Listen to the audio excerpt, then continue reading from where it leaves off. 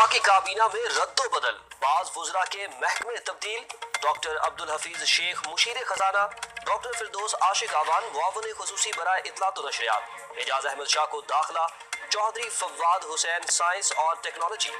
غلام سرور خان ہوا بازی، محمد میاں سومرو نجکاری، جبکہ اعظم سواتی کو پارلیمانی امور کی وزارت کا قلمدان سونپا گیا۔ شہریار آفریدی وزیر مملکت برائے ریاستیں اور سرحدی امور، ندیم باور معاون خصوصی پیٹرولیم اور ظفر اللہ مرزا معاون خصوصی برائے صحت مقرر۔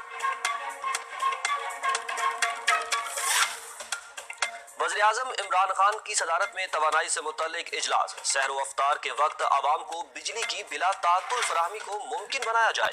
بجلی کی تحصیل میں جدید ٹیکنالوجی متعارف کرانے پر خصوصی توجہ دی جائے، وزیر اعظم کی ہدایت۔ پاکستان بابا گرو نانک کے 550ویں جنم دن پر سکھ برادری کو کرتارپور راہداری کا تحفہ پیش کرنے کا خواہش مند۔ بھارتی منفی پروپیگنڈے کے باوجود حکومت پاکستان سکھ برادری سے کیے گئے وعدے کی تکمیل کے لیے پرعزم ہے، کرتارپور راہداری پر کام جاری۔ اور مارا ہنگول نیشنل پارک کے قریب بزئی ٹاپ کے مقام پر دہشت گردوں کی فائرنگ، 14 افراد جاں بحق، صدر ڈاکٹر عارف الوی اور وزیر اعظم عمران خان کی دہشت گرد حملے کی شدید الفاظ میں مذمت، واقعے کی رپورٹ طلب۔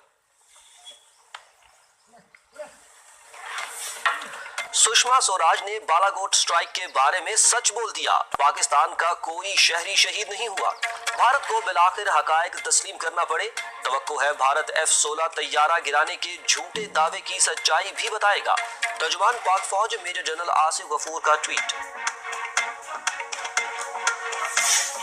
بھارت میں عام انتخابات کے دوسرے مرحلے کے لیے پولنگ، 13 ریاستوں میں لوک سبھا کی 95 نشستوں پر ووٹ ڈالے گئے، مقبوضہ کشمیر میں نام نہاد بھارتی انتخابات کے موقع پر کرفیو کا سما،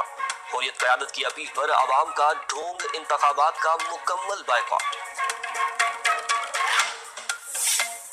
ملک بھر میں حالیہ بارشوں اور اس کے نتیجے میں حادثات کے باعث 55 افراد جاں بحق ہوئے، بارشوں کے باعث کھڑی فصلیں اور باغات شدید متاثر، نقصانات کے ازالے کے لیے سروے، متاثرہ علاقوں میں امدادی سامان کی ترسیل جاری۔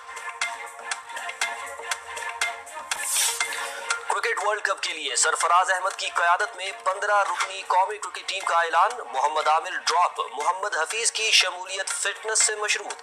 چیف سلیکٹر انضمام الحق کی لاہور میں نیوز کانفرنس۔